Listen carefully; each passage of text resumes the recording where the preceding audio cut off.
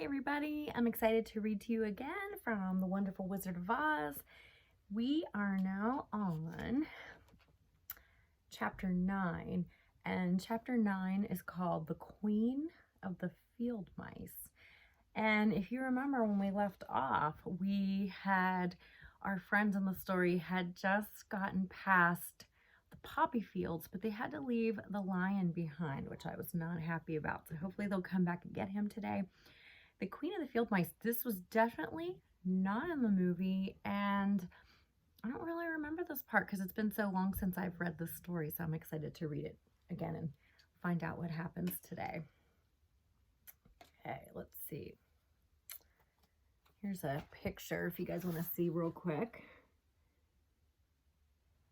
All right, let's find out about this Queen of the Field Mice. Field mice are so cute, by the way. I don't know if you guys have ever seen one. Here we go.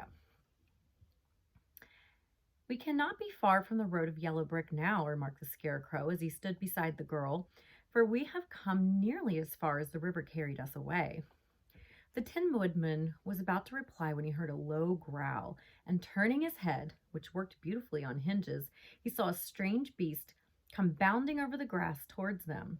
It was indeed a great yellow wildcat, and the woodman thought it must be chasing something, for its ears were lying close to its head, and its mouth was wide open, showing 2 rows of ugly teeth, while its red eyes glowed like balls of fire. Kind of a picture of it right there. As it came nearer, the Tin Woodman saw that running before the beast was a little gray field mouse, and although he had no heart, he knew it was wrong for the wildcat to try to kill such a pretty, harmless creature. And again, I think the woodman has the biggest heart of all because he cares about every living creature. He cares so much. I'm sorry, but that takes heart. So the woodman raised his axe, and as the wildcat ran by, he gave it a quick blow that cut the beast's head clean off from its body, and it rolled over at his feet in 2 pieces. We cared about the mouse, but what about the poor cat? I mean, cats have to eat. Now I'm upset about that. Jeez. The field mouse, now that it was freed from its enemy, stopped short, and coming slowly up to the woodman, it said in a squeaky little voice, "Oh, thank you ever so much for saving my life." "Don't speak of it, I beg you," replied the woodman. "I have no heart, you know, so I'm careful to help all those who may need a friend, even if it happens to be only a mouse." "Only a mouse?" cried the little animal indignantly. "Why, I am a queen, and the queen of all the field mice." "Oh, indeed," said the woodman, making a bow. "Therefore you have done a great deed as well as a brave one in saving my life," added the queen. At that moment, several mice were seen running up as fast as their little legs could carry them, and when they saw their queen, they exclaimed, "Oh, your majesty, we thought you would be killed. How did you manage to escape the great wildcat?" And they all bowed so low to the little queen that they almost stood upon their heads. "This funny Tin Man," she answered, "killed the wildcat and saved my life, so hereafter you must all serve him and obey his slightest wish." "We will!" cried all the mice in a shrill chorus, and then they scampered in all directions, for Toto had awakened from his sleep, and seeing all these mice around him, he gave one bark of delight and jumped right into the middle of the group. Toto had always loved to chase mice when he lived in Kansas, and he saw no harm in it. But the Tin Woodman caught the dog in his arms and held him tight while he called to the mice, come back, Toto shall not hurt you." At this, the Queen of the Mice stuck her head out from a clump of grass and asked in a timid voice, "Are you sure he will not bite us?" "I will not let him," said the woodman, "so do not be afraid." One by one, the mice came creeping back, and Toto did not bark again, although he tried to get out of the woodman's arms, and would have bitten him had he not known very well he was made of tin. Finally, one of the biggest mice spoke. "Is there anything we can do," it asked, "to repay you for saving the life of our queen?" "Nothing that I know of," answered the woodman. But the Scarecrow, who had been trying to think, but could not because its head was stuffed with straw, said quickly, "Oh, yes! You can save our friend, the Cowardly Lion, who is asleep in the poppy bed." "A lion?" cried the little queen. "Why, he would eat us all up." "Oh, no," declared the Scarecrow. "This lion is a coward." "Really?" asked the mouse. "He says so himself," answered the Scarecrow, "and he would never hurt anyone who was our friend. If you will help us to save him, I promise that he shall treat you all with kindness." "Very well," said the Queen. "We will trust you, but what shall we do?" "Are there many of these mice which you call queen and are willing to obey you?" I'm sorry, I read that wrong. "Are there many of these mice which call you queen and are willing to obey you?" "Oh, yes, there are thousands," she replied. "Then send for them all to come here as soon as possible and let each one bring a long piece of string." There you go again. Scarecrow's got a plan. The Queen turned to the mice who had attended her and told them to go at once and get all her people. As soon as they heard her orders, they ran away in every direction as fast as possible. "Now," said the Scarecrow to the Tin Woodman, "you must go to those trees by the riverside and make a truck that will carry the lion."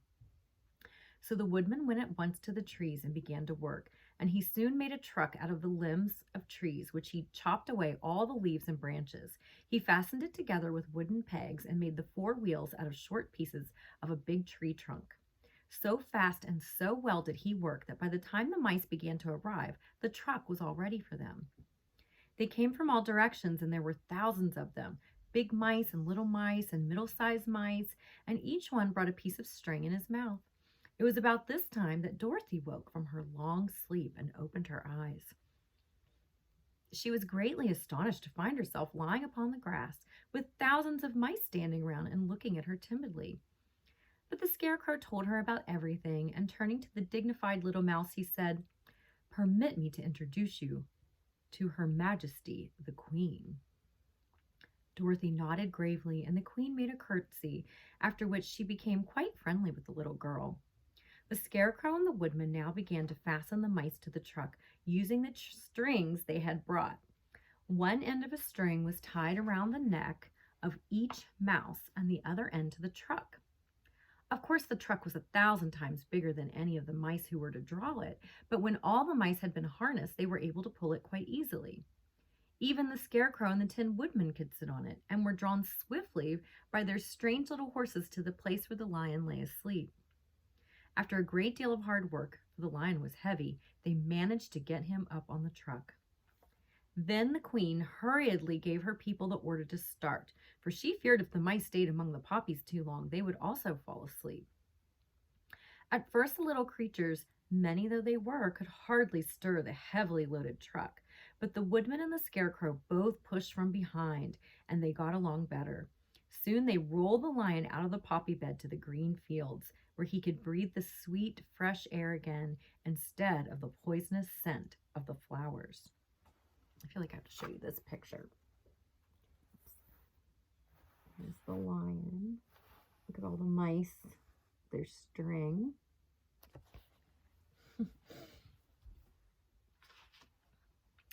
Dorothy came to meet them and thanked the little mice warmly for saving her companion from death. She had grown so fond of the big lion, she was glad he had been rescued. Then the mice were unharnessed from the truck and scampered away through the grass to their homes. The Queen of the Mice was the last to leave.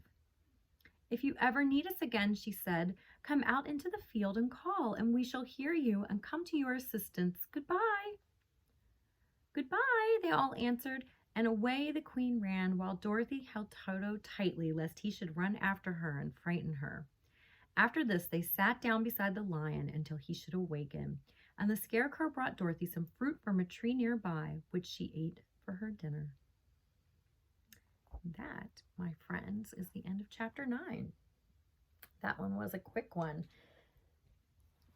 Chapter 10 is called The Guardian of the Gate. So I think they are about to get to the Emerald City. Okay, guys. See you tomorrow.